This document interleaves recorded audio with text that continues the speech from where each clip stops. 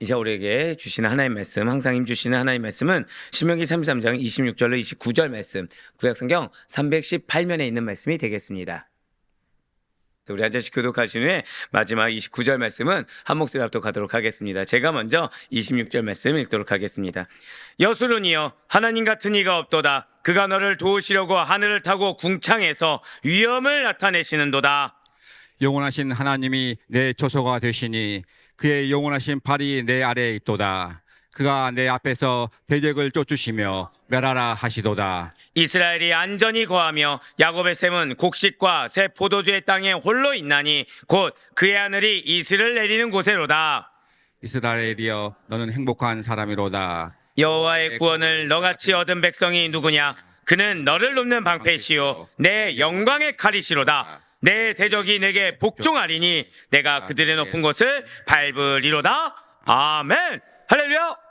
네, 모든 하나씩 살아있는 주의 말씀에는 사모함으로 말미암아 이렇게 하루의 시작을 말씀과 기도를 우리 기쁘게 하시사, 자 절단케 고백하겠습니다. 나에게 은혜를 주시고 약속을 성취하십니다. 네, 나에게 은혜를 주시고 약속을 성취하신 하나님, 바로 그 하나님 믿는 믿음으로 이렇게 새벽 기도에 함께 하시는 우리 모든 성도님들을 주님의 환영하고 축복합니다. 이 새벽 우리는 계속해서 신명기 이제 3번 남았어요. 신명기를 통해서 은혜 받는 귀한 시간을 갖고 있습니다. 그 가운데 우리는 특별히 31장부터 34장까지 있는 모세의 죽음과 추모사를 기록하는 그 부분을 통해서 은혜를 받고 있다는 거죠. 그리고 신명기의 마무리를 지금 눈앞에 두고 있는데요. 그 가운데 오늘 본문이 되는 신명기 33장 26절부터 29절까지의 말씀은 모세가 죽음을 앞두고, 자, 어제 12지파의 유언 축복이 끝났을까요? 아직 끝나지 않았을까요? 아직 끝나지 않았습니다. 바로 12지파를 향해 축복하는 유언의 결론 부분이죠. 자, 한번 절단하게 고백하실게요. 나에게 반드시 승리하게 하십니다. 오늘 그 부분이에요. 여술은, 자, 기억하고 계십니까? 네, 여술은 곧 이스라엘 민족 전체를 향하신 하나님의 은혜를 찬양하고 이스라엘 민족 전체의 행복을 노래하는, 예, 그렇습니다. 하나님은 여러분들에게 행복을 주길 원하세요. 전쟁도 왜 주신다고요? 승리하길 원하시고 그 가운데 전리품을 주길 원하시고 그래서 행복 가운데 하나님을 찬양하기를 원하신다. 그것이 바로 오늘 결론이 된다라는 것입니다. 자, 그럼 먼저 신명기 33장 26절부터 27절까지의 말씀 보실 텐데, 여술은 곧 이스라엘의 도움이시오 구원자 하나님의 은혜를 찬양하는 부분이 바로 26절과 27절의 말씀입니다. 여술은이여 하나님 같은 이가 없도다. 그가 너를 도우시려고 하늘을 타고 궁창에서 위엄을 나타내시는도다. 영원하신 하나님이 내 처소가 되시니 그의 영원하신 팔이 내 아래에 있도다. 그가 내 앞에서 대적을 쫓으시며 멸하라 하시도다. 아멘. 아마 오늘 말씀은 다 좀 화려할 겁니다. 예, 미리 말씀드리면 그만큼 중요한 부분, 놓치지 말아야 될 부분이 많다라는 얘기겠죠. 자, 지금 녹색으로 표현된 부분을 먼저 보시길 바래요. 자, 여기서의 여수르는 이미 우리가 잘 알고 있는 표현입니다. 자, 무엇이었습니까? 의인. 지금 깜짝 놀랐어요. 저는 이럴 때 굉장히 기뻐집니다. 대체 이게 지난주 말씀인데 어떻게 또 이게 다 기억해 주셔서 감사해요. 그렇습니다. 이는 하나님께서 이스라엘 부를 때 사용하시는 애칭입니다. 굉장히 사랑 가득한 표현이라고 말씀을 드렸어요. 그러면서 지금 벌써 장로님이 말씀하신 대로 의인, 의로운 자, 혹은 하나님의 사랑받는 백성이다 라는 뜻을 지닌다고 우리는 이미 알고 있다는 거죠. 자, 한번 고백하실까요? 내가 여수른입니다. 그러니까 어제 매 모시기는 기억을 못해도 무엇은 기억해야 돼요? 여수르는 기억해야 되는 거죠. 네, 그러면서도 제 마음 한켠에는 죽어라고 여수르는 기억 못해도, 예, 매굴라는 기억하겠구나. 예, 감사해요. 예, 자존심입니다. 예, 다 말씀 못 드리겠어요. 자존심입니다. 네, 자, 여술은 바로 그런 거죠. 그리고 여기서의 하나님은 단순한 전능하신 분이 아니세요. 자, 여기서 여술은요, 하나님 같은 이가 없도다 할 때 이 하나님은 자기 백성을 사랑하시는 구원의 하나님을 뜻합니다. 자기 백성을 사랑하시는 구원의 하나님. 지금 모세는 여수른이여 하나님 같은 이가 없다라고 하면서 하나님을 어떻게 지금 묘사하고 있는 것입니까? 이스라엘 대적을 몰아내 주시고 자기 백성들로 하여금 자기의 기업인 그 땅을 차지하게 하신데 앞장서는 장수의 이미지로 묘사하고 계시다는 거예요. 자, 절대 한번 고백하실게요. 나에게 약속을 허락하셨습니다. 자, 한 번 더요. 그 약속을 성취하시는데 앞장서 주십니다. 사단은 그래서 여러분들에게 두려움을 주는 거예요. 그래서 누군가 영혼이 변화되거나 우리가 그 땅을 차지하는 데 있어서 그 상대가 미리 무언가 우리에게 반대되는 의사를 표현하게 하거나 미리 무언가 걸림돌이 있게 하거나 그렇게 보이게 한다는 거예요. 자, 방금 뭐라 말씀드렸습니까? 보이게 한다는 거죠. 왜입니까? 여러분들 혹시 그 강아지나 고양이를 키우신 분들 계십니까? 그러면은 강아지가 소리를 막 질러요. 짖을 때가 있습니다. 잘 훈련돼서 안 짖는 강아지가 막 짖을 때가 있습니다. 왜 짖죠? 보통은? 예, 경계하는데 그 강모 박사님께서 하셨던 말씀이 두려움의 표시라는 겁니다. 두렵기 때문에 그래서 그거를 물리치기 위해서 막 짖는다는 거예요. 마찬가지입니다. 여러분들 앞에 하나님이 앞장서고 계세요. 그래서 공격이 강하게 보이는 것은 마귀 사단이 두려워하기 때문이라는 사실을 우린 절대 잊지 말아야 한다는 것입니다. 그럼 내가 변화시켜야 될 그 영혼이 뭔가 더 패역하게 구는 것 같고 뭔가 더 강하게 압박하는 것 같은 이유가 무엇입니까? 결국 하나님 앞에 굴복할 걸 알기 때문에. 고백하실까요? 반드시 나로 하여금 승리하게 하십니다. 한 번 더요. 그래서 앞장서 주고 계십니다. 바로 그렇게 지금 모세는 묘사하고 있다는 것입니다. 누구를요? 하나님을 그렇게 묘사하고 있다는 거죠. 그러면서 붉은색으로 표현된 부분을 한번 보시면 지금 하늘을 타고 나와 있어요. 자, 이런 하늘을 타신다라고 했을 때 우리가 생각했을 때 그래 뭐 하나님 천상에 계시니까 그러시겠지. 근데 그게 아니에요.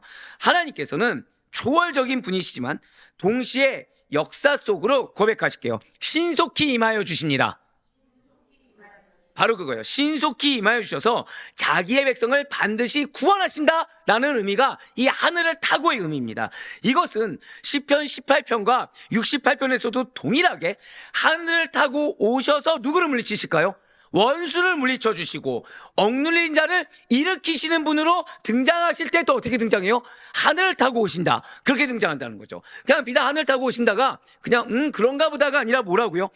신속히 임하여 주셔서 왜라고요? 왜 임하신다고요? 고백하실게요. 나의 원수를 물리쳐 주십니다.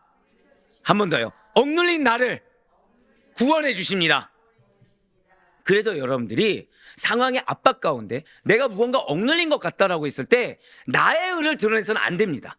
나의 어떠한 계산대로 움직여서 안 되는 이유가 한 번 더 고백하실까요? 하나님께서 기다리고 계십니다. 예. 자, 하나님의 역사하심의 힘이 크실까요? 내가 내 뜻대로 움직이는 게 힘이 클까요? 하나님의 역사하심이 크시죠. 근데 하나님은 어떻게 기다리고 계시다고요? 하늘을 타고 기다리고 계신다는 거예요. 즉 신속하게 임하여 주셔서 우리의 원수를 물리쳐 주시고 여기서 끝나는 것이 아니라 억눌린 것 같은 그 억울한 나를 어떻게 하신다고요? 구원해 주신다. 일으켜 주신다는 거예요. 그게 하늘을 타고입니다. 제가 말씀드렸잖아요. 이번 주는 말씀 별로 전하기가 싫었다고. 예, 혼나서 회개해야 되는데 다 지금 뭐만 하고 있어요? 우쭈쭈 해주고 있는 거예요. 어화둥둥 해주고 있는 거예요. 지금 계속 약속의 말씀. 그렇습니다. 진실 하나님께서는 모든 피조물 위에 보좌를 두시고 하늘에서 온 우주를 다스리시는 주권자이자 전능자이십니다. 그러한 전능자 하나님께서 자, 왜 우리가 기도를 내가 스스로 침노한 자세로 뜨겁게 부르짖어야 되냐?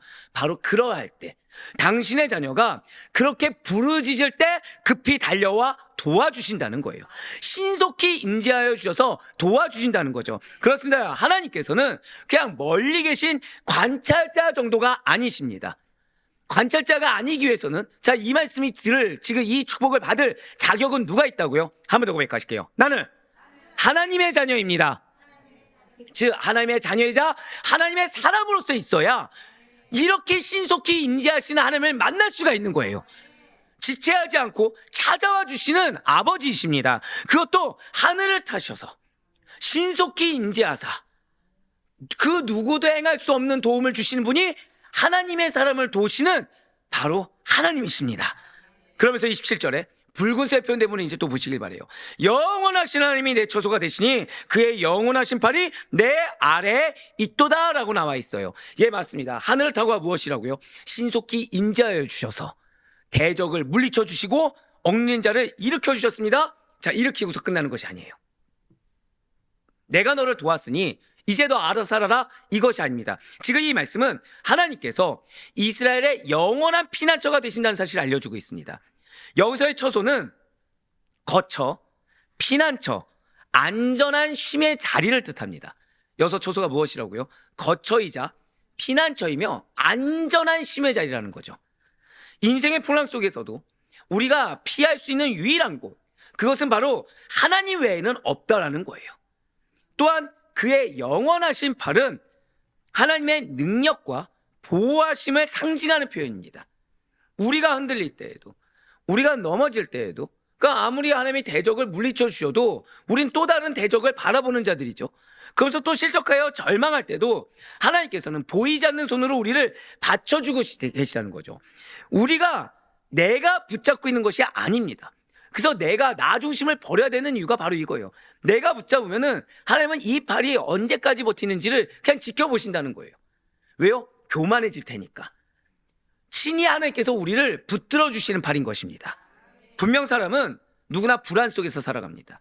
건강이 흔들리고, 관계가 흔들리고, 세상이 요동칠 때, 그리고 미래가 불안정할 때 보통 사람들은 스스로에게 나를 보장해 주시는 것이 무엇이지? 무엇이 나를 지탱해 줄 수 있지라고 계속해서 의문심을 던지며 내 나름의 준비를 자꾸만 하려고 한다는 거예요.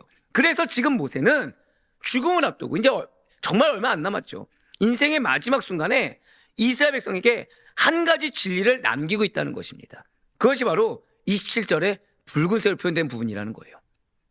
영원하신 하나님이 내 처소가 되시며 그의 영원하신 팔이 내 아래에 있도다.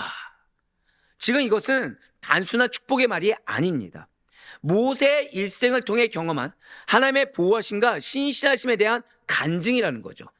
자, 우리는 이스라엘 백성들이 우상 숭배를 왜 한다고요?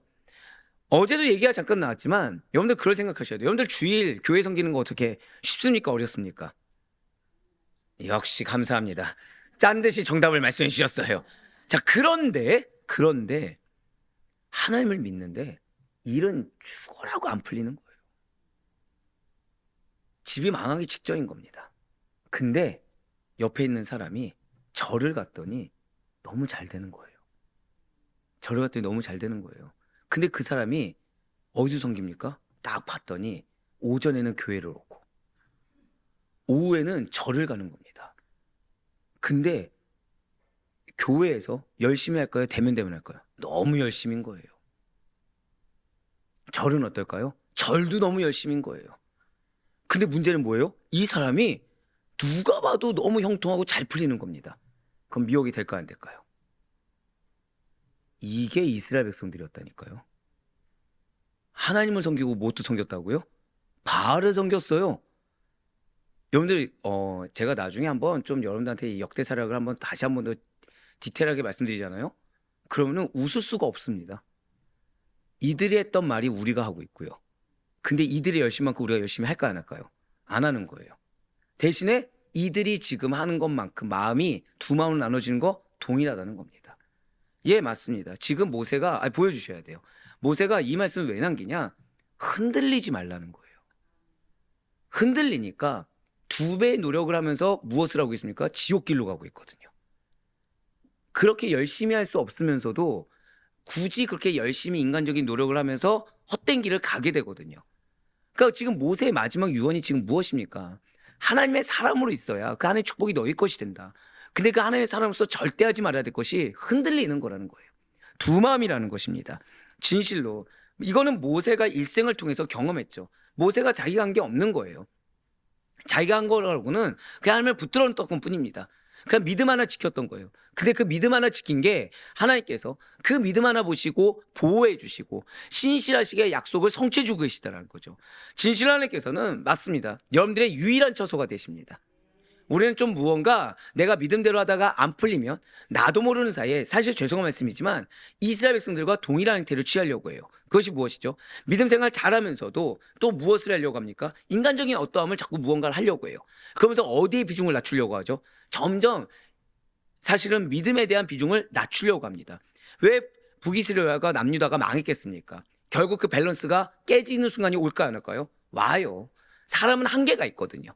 한계가 있습니다. 한번 여러분들 생각해 보세요. 1년간 오전에는 교회 왔다가 오후에는 그러니까 12시에서 한 6시까지는 절에 갔다가 근데도 일이 안 풀리니까 이제 뭐예요? 7시부터 밤 10시까지는 뭐라 그럴까? 이슬람을 갔다가 예, 실소가 나오잖아요. 근데 일이 안 풀리다 보니까 그렇게 할 수 있을까요? 없을까요? 이스라엘 백성들이 그렇게 했어요. 이스라엘 백성들이.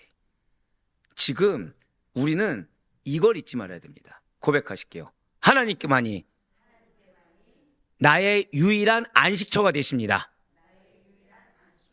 이걸 기억하셔야 돼요. 하나님께서만이 나의 유일한 안식처가 되신다. 근데 그 하나님께서는 내가 넘어질 때도, 실족하는 그 순간에도 유일하게 받쳐주시는 팔이 되시고, 그분께서는 나를 기다리고 계시다는 사실을 잊지 말아야 됩니다. 맞습니다. 우리의 눈으로 바라보는 세상이 흔들린다고 하더라도, 우리가 생각되어지는 우리의 삶이 불확실하다고 하더라도 하나님의 팔은 결코 흔들리지 않음을 의심치 마시길 바랍니다. 그 팔은 창세전부터 있었고 지금도 우리를 붙들어주고 계시며 나중에도 붙으실 계획을 갖고 계신 팔이라는 거예요. 그 팔 아래에 사는 사람이야말로, 그 품 안에 거하는 사람이야말로 진정으로 안전한 사람인 것입니다. 그래서 여호수아 다윗이 이러한 진리에 대해서 이렇게 선포하고 있어요. 여호수아 1장 5절 말씀과 시편 18편 2절의 말씀입니다.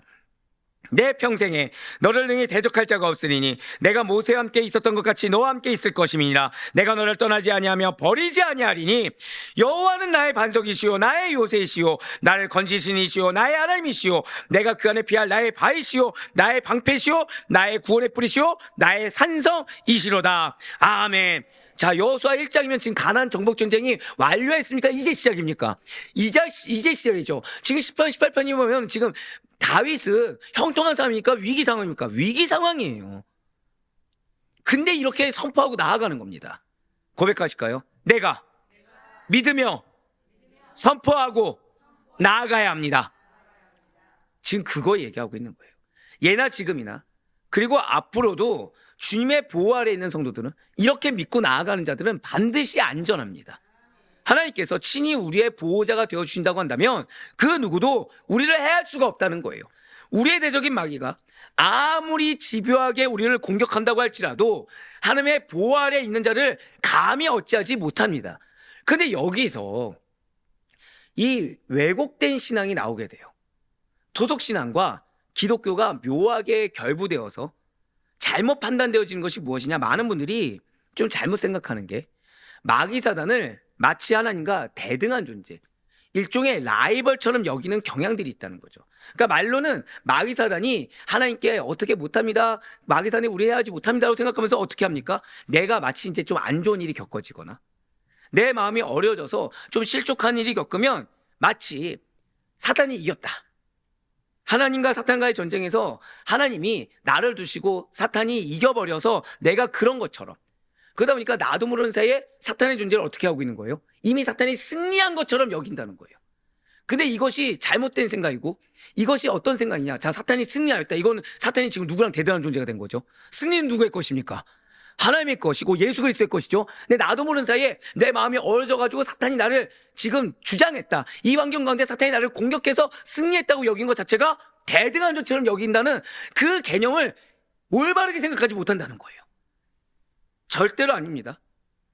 그릇된 생각은 반드시 버려야 돼요. 여러분들 이거 하셔야 돼요. 실족을 누가 선택할까요? 내가 억울해서 실족하는 게 아닙니다. 내가 믿음을 선택하지 않았기 때문에, 내가 붙잡았기 때문에 실족한 것뿐이에요. 내가 마음이 왜 어렵습니까? 마찬가지예요. 내가 그 어려움을 내가 붙잡았기 뿐이지 그 가운데 하면 나에게 뭐라 말씀하실 뜻을 내가 못 들어서 그런 것뿐입니다. 근데 나는 나 하나 옹호하고자 무엇의 지위를 올리고 있어요? 사탄의 지위를 올리고 있다는 거예요. 그러다 보니까 믿음의 길을 갑니까? 세상의 길을 갑니까?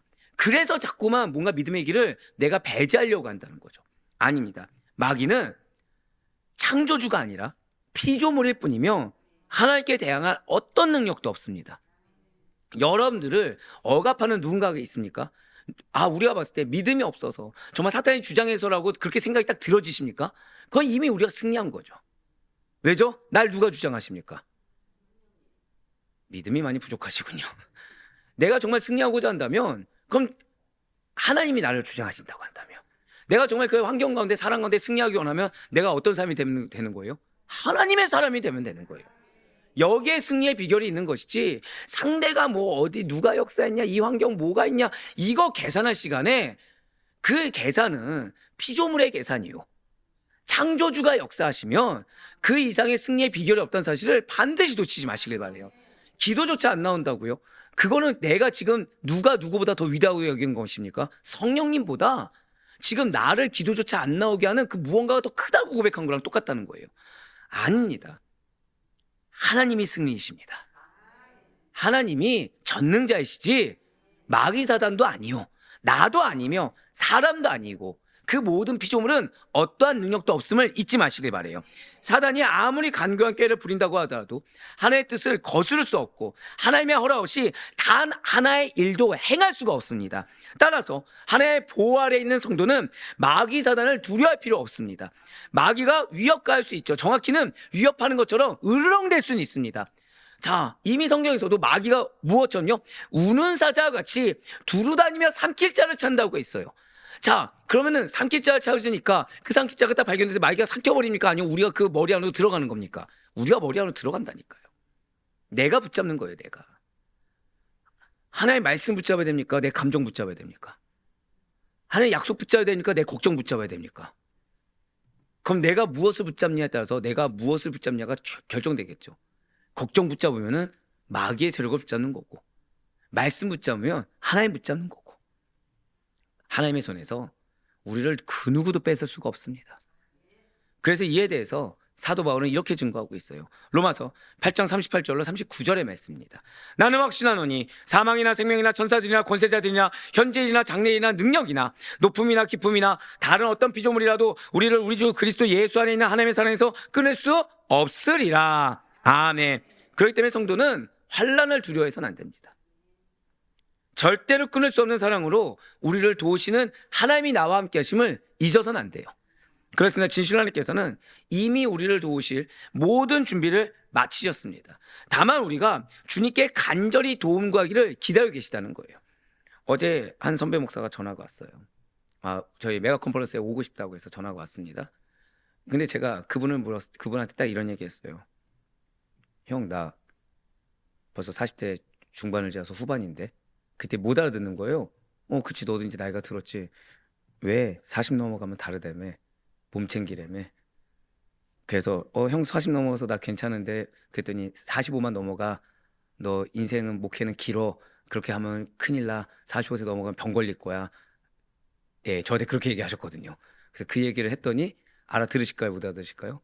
그랬더니 그 다음 말은 뭐일까요? 50 넘어가 봐. 여러분들, 우리를 걱정하게 하는 거리는 항상 도처에 도사리고 있습니다. 내가 걱정을 붙잡느냐, 아니면 내가 하나님의 약속을 붙잡느냐, 여기에 따라 달려져 있어요. 내가 무엇을 붙잡느냐에 따라서 여러분들의 삶이 달라집니다. 근데 이미 하나님께서는 여러분들에게 어제도 이미 선포하게 하셨던 것처럼 여러분들의 첫 수송아지처럼, 예, 벌써 기억하신 분들이 계시네요. 그저 여러분들에게 어느 지파처럼 나아가라고 하셨어요? 단지파처럼 나아가라고 하셨어요. 바사에서 튀어나온 사자와 같이 담대한 믿음의 용기로 나아가라고 하셨습니다. 저만 기도하고 있었군요. 자, 여러분들 기억하셔야 돼요. 하나님은 담대한 믿음의 용기를 갖고 나아갔을 때 우리를 둘러싸고 있는 마귀사나의 세력들이 우는 사자처럼 우리를 위협할 수 있습니다. 그때 우린 뭐 해야 된다고요? 간절히 도움을 구해야 돼요. 하나님께 간절히 기도해야 됩니다. 이에 대해서 아삽이 시편 50편 15절 말씀을 통해서 이렇게 증거하였습니다. 우리 시편 50편 15절 말씀 다 같이 한번 읽도록 하겠습니다. 시작. 환난 날에 나를 부르라. 내가 너를 건지리니 내가 나를 영화롭게 하리로다. 아멘. 이거예요. 환난 날에 부르는 거예요. 환난 날에 뭐 하라고요? 걱정하는 게 아닙니다. 환난 날에 내가 염려하는 게 아닙니다. 환난 날에는 고백하실까요? 환난은 부르짖으라는 하나님의 신호입니다. 이거 기억하세요. 중요한 거는 환난 날에 부르짖으면 건지는 것에 더해서 무엇을 하신다고요? 영화롭게 하신다는 거예요. 이 하나님이 우리의 하나님이신 줄 믿으시길 바랍니다. 진실 하나님께서는 결코 당신의 자녀의 부르짖음을 외면하지 않으시는 사랑의 하나님이시고, 우리 한 번 더 고백하실까요? 나를 기다리고 계십니다. 그래서 사랑하는 성도 여러분들, 어떠한 환난과 시련이 다가올지라도, 걱정거리가 도사린다고 할지라도 제일 먼저 낙심하지 말아야 함을 잊지 마시길 바라요. 설령 대적들에게 에워싸인 상황이라고 할지라도 두려워하지 말아야 하는 것입니다. 낙심과 두려움이란 결과를 우리는 맞이하지 말아야 된다는 거예요. 하나님은 여러분들에게 승리의 결과만을 예배해 놓으셨지 낙심함으로 인한 결과, 두려움으로 인한 결과는 예배하신 적이 없음을 잊지 마시기 바라요. 그래서 내가 낙심으로 말미암은 결과를 가졌습니다. 이거는 예배한 결과입니까? 내가 맞이하지 말아야 할 결과입니까? 맞이하지 말아야 할 결과라는 거예요. 걱정하느라 내가 가만히 멈춰 있어서 내가 누려야 될 걸 누리지 못한다? 이거 역시 마찬가지로 하나님의 입장에서는 너무 슬프고 손해볼 일이라는 거죠. 그 순간에도 하나님께서는 여전히 우리의 보호자시고 그분의 팔은 지금 이 순간에도 우리를 덮고 있음을 의심치 마시기 바랍니다. 우리가 해야 할 일은 오직 단 하나, 주님을 전적으로 신뢰하세요.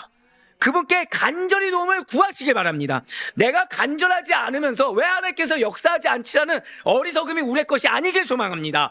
그때 하나님께서는 당신의 때에 당신의 방법으로 여러분들의 신속하게 임하여 주시사 대적들을 물리쳐 주시고 억눌리 우리를 건져 주시사 영원한 보호처가 되심을 경험하시길 바랍니다. 하나님께서는 결코 당신의 자녀의 탄식과 눈물을 무시하지 않으세요. 그분은 지금 이 순간도 하늘에서 우리를 굽어보고 계시며 부르짖은 자를 향해 달려오시는 사랑의 아버지임을 믿으시길 바랍니다. 지금 모세가 이스라엘 백성들에게 바로 이러한 하나님에 대해서 간절히 증거하고 있는 거예요. 그러면서 이제 모세는 이러한 여수론의 하나님을 모신 이스라엘의 안전함과 풍요로움과 구원과 보호하심 그리고 승리로 인한 행복에 대해서 노래한다는 거죠. 오늘 본문이 신명기 33장 28절과 29절 말씀 보도록 하시겠습니다. 이스라엘이 안전히 거하며 야곱의 샘은 곡식과 새 포도주의 땅에 홀로 있나니 곧 그의 하늘이 이슬을 내리는 곳에로다. 이스라엘이여 너는 행복한 사람이로다. 여호와의 구원을 너같이 얻은 백성이 누구냐? 그는 너를 돕는 방패시요 내 영광의 가리시로다. 내 대적이 내게 복종하리니 내가 그들의 높은 곳을 밟으리로다. 아멘. 자, 먼저 28절에 붉은 녹색으로 표현된 문을 보시면 여기서 등장하는 야곱의 셈, 엔 야코브라고 하는데요. 이 야곱의 셈은 굉장히 중요하죠. 끊임없이 이어지는 야곱의 자손들. 즉 이스라엘의 민족 전체인데 지금 민족 전체입니까? 이후의 민족 전체까지입니까? 이후의 민족 전체를 상징하는 문학적 표현입니다.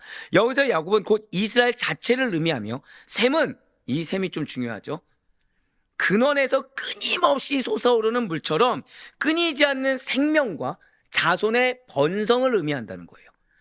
제가 계속해서 말씀드렸잖아요. 하나님의 사람으로 듣는 것이 중요하다. 따라서 야곱의 셈은 곡식과 새 포도주의 땅이 홀로 있나니 라는 이 말은 단순히 그냥 여러분들의 세대의 번영만을 의미하는 것이 아니라는 것입니다. 오히려 하나님의 언약 안에서 대대로 이어질 이스라엘 자손들의 그 풍성한 축복과 번영의 고백하실까요? 연속성. 예, 번영의 연속성을 의미한다는 거예요. 즉 야곱의 후손이 하나님의 복을 받아 계속해서 번성하며 풍요의 땅으로 나아간다라는 그 의미가 되신다라는 것이죠. 지금 이 표현은 단순한 문학적 표현, 시적 표현으로 끝나는 것이 결코 아닙니다. 야곱에게 주어진 언약적 복의 성취를 상징적으로 보여주는 문장이 된다는 거예요. 모세는 이러한 지금 병행 구조를 통해서 이스라엘이 가나안 땅에 안전히 거할 뿐만 아니라 하나님의 은혜로 풍성히 누릴 것임을 강조하고 있어요. 자, 제가 방금 전에 무슨 구조라고 말씀드렸죠? 갑자기 병행 구조라고 했죠. 지금 여러분들이 본 건 28절인데 병행 구절이 어디 있단 말입니까? 창세기 27장 28절 말씀에서 이삭이 야곱에게 축복했을 때에 사용한 언어와 동일합니다. 하나님은 하늘의 이슬과 땅의 기름짐이며 풍성한 곡식과 포도주를 내게 주시기를 원하노라. 아멘. 즉 모세의 축복은 지금 이 이삭의 축복이 언약을 따라 성취되는 역사적인 장면이라고 할 수가 있다라는 거예요. 예, 맞습니다. 지금 다시 한 번 더 그 28절의 붉은색으로 표현된 부분을 그 이후에 보시게 될 텐데 야곱의 셈은 뭐예요? 곡식과 새 포도주의 땅에 홀로 있나니 이것과 풍성한 곡식과 포도주를 내게 주시기를 원하노라. 그것이 즉 모세가 이미 창세기 27장 28절 말씀을 알고서 그렇게 표현을 했다는 것입니다. 그러면서 이어서 그의 하늘이 이슬을 내리는 고세로다라고 나와 있는 것을 보시면 이것은 하나님의 끊임없는 은혜의 공급을 묘사하고 있습니다. 즉 말씀을 성취하신 하나님께서, 지금 약속을 성취하신 하나님께서 은혜를 끊임없이 공급하지 아니하겠느냐라고 이러는 거죠.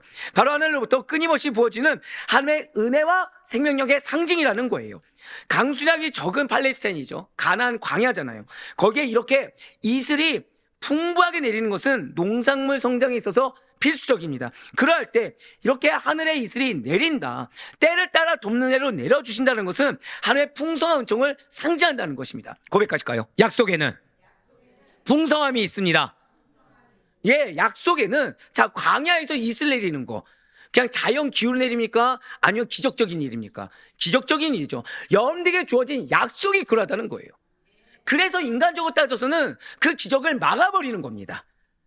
그래서 지금 모세는 계속해서 얘기하고 있는 거예요. 하나님의 사람답게 있어라. 하나님의 사람은 계산하는 자가 아니라 약속을 믿고 있는 자다.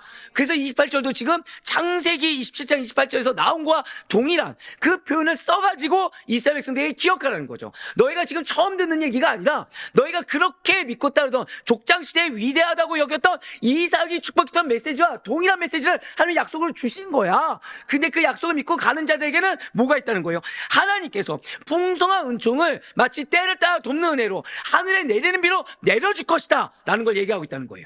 그러면서 33장 29절로 넘어가면서 모세는 이제 이 29절 말씀이 굉장히 감격에 차 있습니다. 오늘로 보면 감격에 찬 음성으로 외친다는 거죠. 부르세 표현대본을 보시길 바라요. 이스라엘이여, 너는 행복한 사람이로다. 여호와의 권을 너같이 얻은 백성이 누구냐? 지금 이 붉은색 표현대본 이 선언 있잖아요. 이 선언이 모세의 노래 중에서, 모세의 증거 노래 중에서도 가장 고조된 절정의 부분입니다. 한 번 더 고백하실까요? 나는 행복한 사람입니다. 여러분들이 죽상이 되어서 안 된 이유가 바로 여기 있어요. 왜 얼굴 표현에서부터, 표정에서부터 은혜가 흘러나오야 되는 이유가 바로 여기에 있습니다. 행복한 사람임을 증명하셔야 돼요. 행복한 사람에게 행복한 풍성한 은혜가 내려지는 겁니다. 지금 모세 그 얘기하는 거예요. 지금 세상에 어떤 민족이 이스라엘과 같이 하나님의 구원을 직접 경험하며 그분의 말씀을 받고 그분의 보호를 받으며 그분의 도우심 속에서 살아갈 수가 있겠습니까? 한번 더 고백하실까요? 나에게는 약속을 주셨습니다. 나에게는 성취될 약속을 주셨습니다. 이게 행복의 근원이에요. 여러분들이 이미 구원하셨고 약속을 주셨다. 지금 모세가 이스라엘의 행복의 이유를 매우 명확하게 밝히고 있다는 거죠. 그러면서 녹색으로 표현된 부분, 우리 녹색으로 표현된 부분 같이 읽겠습니다. 시작. 너를 돕는 방패시요 내 영광의 칼이시로다. 왜 같이 읽게 했을까요? 어쩌면 지금 상황에 여러분들이 가장 필요한 말씀이기 때문이겠죠. 여호수아의 방패는 하나님께서 외부의 위협으로부터 그의 백성을 지키시는 보호의 상징입니다. 상징이에요. 영광의 칼은 하나님께서 친히 당신의 백성을 대신하여 싸우시는 전능한 무기의 상징이에요. 즉 보호의 상징과 무게의 상징이라는 거죠. 너의 영광의 칼은 문자적으로 너의 위엄을 지켜주는 칼, 너의 존귀함을 유지하게 하는 무기라는 것입니다. 자, 지금 대적을 그냥 물리쳐준다, 이 정도가 끝이 아니라 영광의 칼이 무엇이라고요? 여러분들의 존귀함을 유지하게 해주겠다는 거예요. 그러니까 여러분들 마음에 상처 입을 때 무시당했다라고 생각하신 적 있지 않습니까? 자존심이 상한 일 있지 않습니까? 근데 그거를 지켜주겠다는 거예요. 하나님이. 너의 억울함을 해소하는 걸 넘어서서 너희의 존귀함을 지켜주겠다는 겁니다.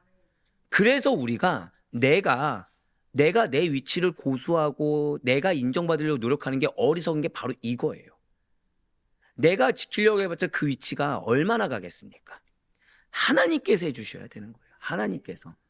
내가 하잖아요? 그럼 나는 더 수치를 당하게 됩니다. 왠지 아세요? 그래야 하나님 찾거든요. 그러니까 내가 더 수치당하기 싫잖아요? 그러면 잠잠히 하나님께 구해서 하나님의 때를 신뢰해야 돼요. 내가 정말로 내가 위치를, 내가 어떠한 억울함을 풀기 원하잖아요?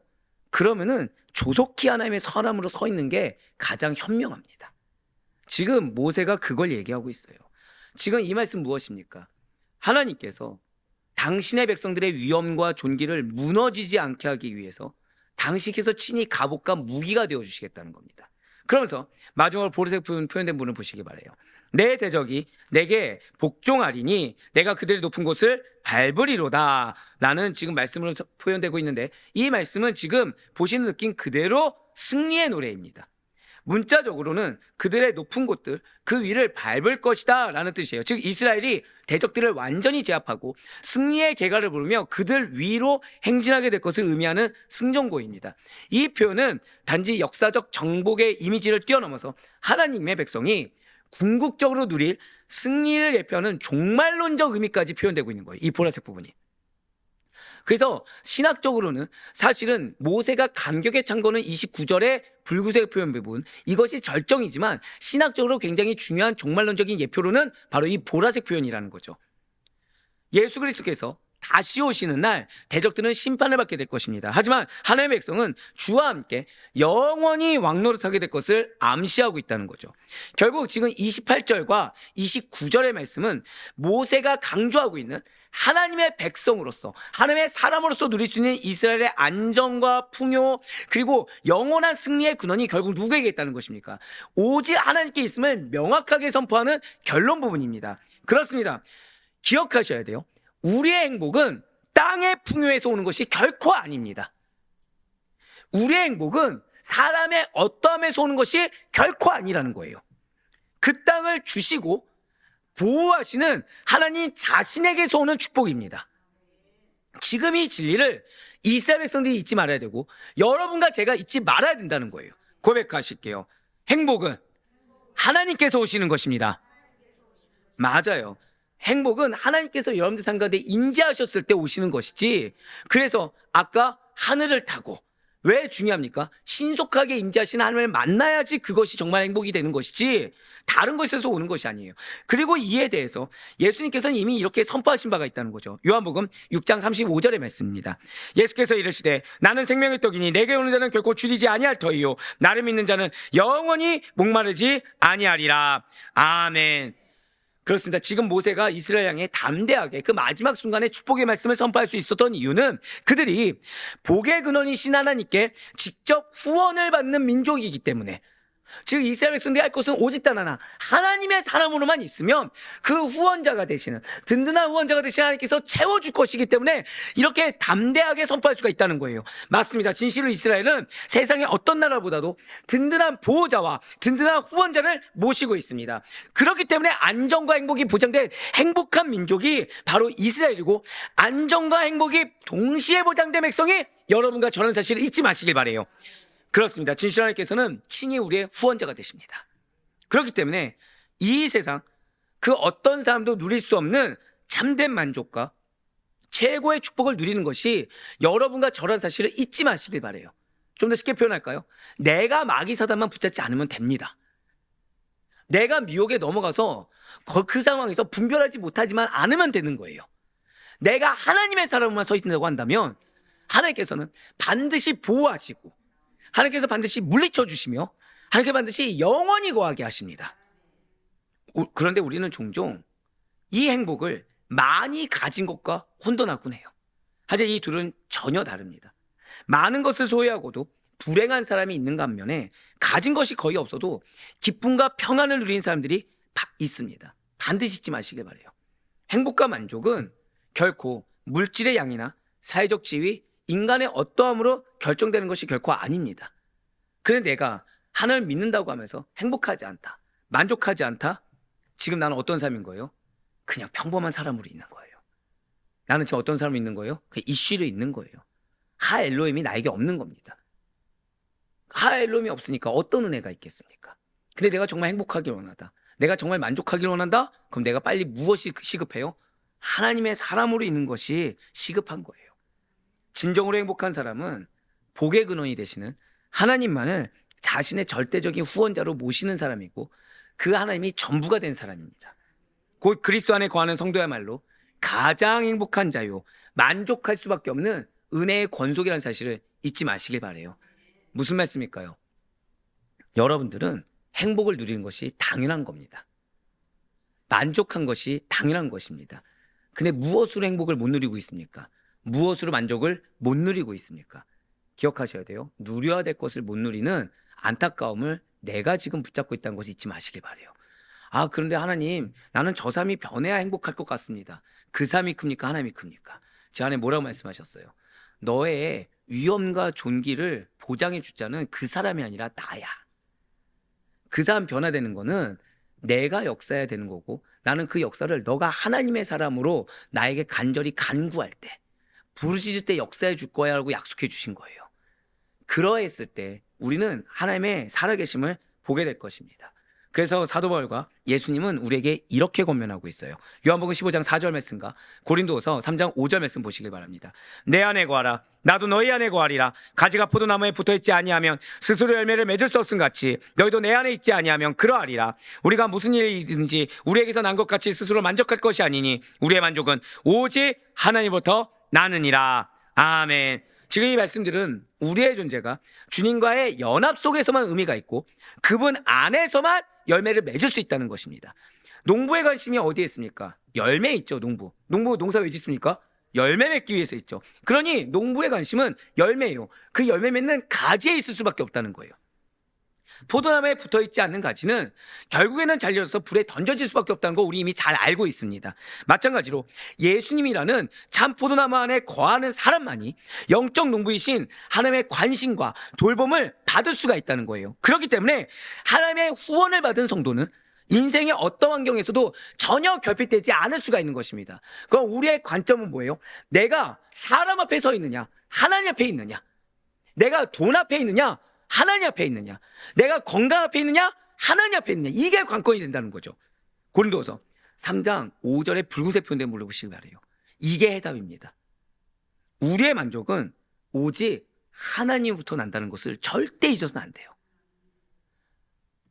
말씀 그대로입니다. 진실로 우리는 세상의 어떠한 조건이 아니라 주님과의 관계 속에서 진정한 만족과 기쁨, 행복의 열매를 풍성하게 맺게 된다는 사실을 잊지 마시길 바랍니다. 아까 그 형님 얘기를 잠깐 한 게, 그 형님은 참고로 저를 매우 사랑하시고 걱정하신 분이세요. 근데 그럼 그 형님은 저를 바라볼 때 매번 걱정으로 바라볼까요? 아니면은 도전이나 은혜로 바라볼까요? 걱정으로 바라보겠죠. 그럼 50대에서 건강하면 뭐라고 하시겠습니까? 그 다음은 55세. 55세 된다면 뭐 하시겠습니까? 60세. 이거 기억하셔야 돼요. 걱정 붙잡는 자는 평생 걱정의 열매만 있습니다. 행복을 붙잡는 자고 만족을 붙잡는 자는 평생 만족할 수밖에 없는 열매와 행복의 열매만 있습니다. 이와 비슷한 말 뭐라 말씀드렸죠? 거짓과 사망을 붙잡는 자는 거짓의 열매와 사망의 열매밖에 없어요. 하지만 참된 은혜와 생명을 붙잡는 자들은 생명의 열매와 은혜의 열매만 붙잡게 되는 것입니다. 사랑하는 성도 여러분들, 이걸 잊지 마시기 바래요. 우리가 진정으로 행복할 수 있는 이유는 세상의 풍요나 소유, 사람의 어떠함이 아니라 복의 근원 되신 하나님이 나의 하나님이시고 그분이 나에게 감사하게도 약속의 말씀을 주셨으며 그 말씀이 세상의 어떠함보다 능력이 있기 때문에 믿기 때문인 것입니다. 진실 하나님께서는 영원하신 팔로 우리의 후원자가 되시다 우리를 붙들어 주시는 분이시며 그러한 그분의 품 안에 거하는 자는 결코 흔들리지 않습니다. 내가 지금 마음 가운데 흔들림이 있습니까? 그 순간 내가 들어가지 않아도 될 우는 사자의 머리에 들어갔구나. 내가 빨리 하나님 품 안으로 들어가야 되는구나. 이렇게 분별하셔야 돼요. 이 흔들림이 물질의 어떠함 때문에 흔들렸다 계산하는 순간 우리는 진짜 모래지옥과 같은 그 시험에 들어갈 수밖에 없습니다. 모래지옥이 어떻죠? 빠져나오려고 하면 나올수록 계속해서 들어가게 되죠. 그거 나올 수 있는 방법은 무엇입니까? 바깥에서 끌어올려줘야 됩니다. 우리를 끌어올릴 자 누굽니까? 예수밖에 없어요. 그래서 하나님은 여러분들에게 오늘 기억하라고 한 것이 무엇입니까? 한 번 더 고백하실게요. 나는 여수른입니다. 하나님께서는 하늘을 타고 오십니다. 이거 기억하시라는 거예요. 지금 이 순간도 하나님께서는 신속히 임재하여 주시다. 우리의 원수를 물리치길 원하시고 그 가운데 우리를 존귀하게 세워주기를 원하시고 계십니다. 그러므로 어떤 상황에서도 낙심하지 마시길 바라요. 우리의 가장 안전한 처소가 되시는 하나님 안에 거하는 것만이 가장 빠른 비결이 되는 사실을 잊지 마시길 바랍니다. 이렇게 주님 안에 거하는 자는 결핍이 아니라 하늘의 이슬과도 같은 은혜와 풍성한 열매를 누리게 된다는 사실도 놓치지 마시길 바랍니다. 우리의 만족 세상에서 오지 않습니다. 오직 하나님께로부터 옵니다. 여러분들이 해야 될 것은 끝까지 하나님에 거하는 자에 합당한 열매를 맺으시는 것, 우리 마저서 다 한번 선포하실까요? 나의 삶은 믿음의 열매여야 합니다. 그래야 바로 꺼놓기는 오늘도 이러한 하나님의 약속을 믿으시며 그 약속을 믿는 자에게 더하시는 하나님의 후원을 신뢰하시고 영원히 변치 않는 팔 아래서 평안을 누릴 수 있는 여러분과 제가 되길 간절히 소망합니다.